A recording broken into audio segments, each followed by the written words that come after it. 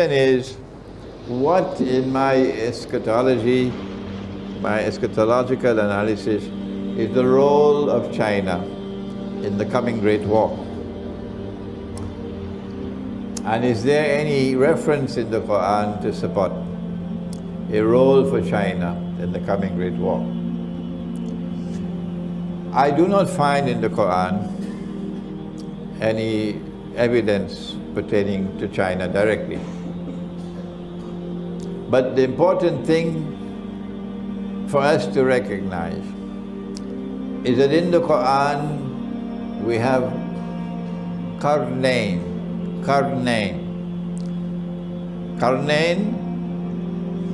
in Surah Al-Kahf can mean two horns. And you don't have to send me any email to convince me it's two horns. If that's your choice, that's your choice.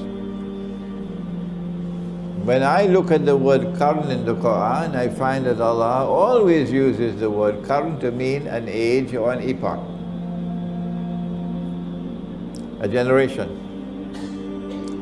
And so Qarnayn will be two ages or two epochs or two times. One in the past, when Gog and Magog were confined behind the barrier, and the other in the future, when of course Gog and Magog will be released. Zulqarnain used power to punish the oppressor, to confine him, to use the language of chess, to checkmate the oppressor. Cannot be destroyed, but it can be checkmated. And in the second age, in the Qarnayn, which is to come, Qarnayn, the second age, will witness the same thing again. That the people in the region of the Black Sea, is the Black Sea in the Quran? Is the Black Sea in the Quran? Is the Black Sea in the Quran? Come on, somebody. Yes, it is. The Black Sea is in the Quran. In which surah? In Suratul Kahf. Aynun Hamiyah.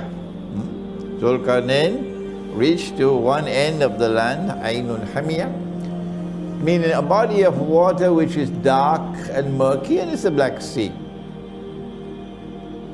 And in that region of the world in which the Black Sea is located, the second age will emerge of Qarnayn. It's two currents.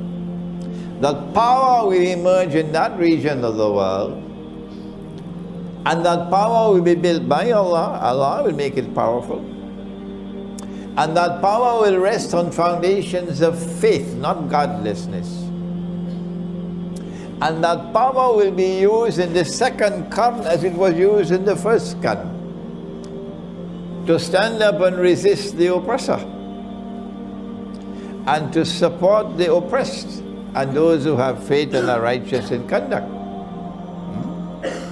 This is Russia. This is Russia's role today. Russia is turning away from communism, away from Marxism, but there are those who are still sleeping, so let them sleep. And Russia is returning to Orthodox Christianity. Russia is recovering her spiritual soul, while the United States and Canada and Britain and France and Germany have barbarian souls. A man can marry another man and get a marriage certificate, and you call that something progressive, something worthy of commendation? That's progress? You must be sleepy.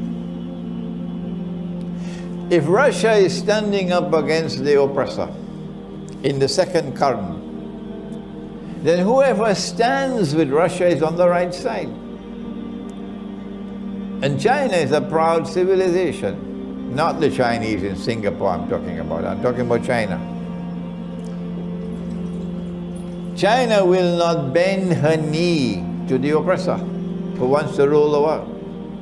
So they're now preparing to wage war not only on Russia but on China as well. They are really stupid people. They're really stupid people. They're preparing to wage war on both Russia and China. Is China afraid? No. Russia says, we're not afraid of you. We are a nuclear power. Don't mess with nuclear Russia, said Putin. Don't mess with nuclear Russia. That's what Putin said. And Russia is not afraid of them. So they're preparing for nuclear war with Russia. And Russia said, we're not afraid of you. And they're preparing for nuclear war with China as well.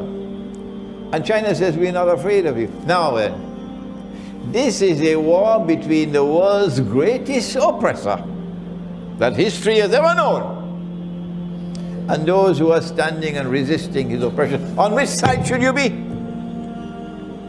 If you have a telephone to your government, then call them and tell them. Whichever government you have in the world, call them and ask them. If this is a war between the greatest oppressor that the world has ever known, and those who are standing up courageously to resist his oppression, whose side should you be on? Should you be sitting on a fence? Not Imran Hosein. No, and not my students. We are on the side of the second current.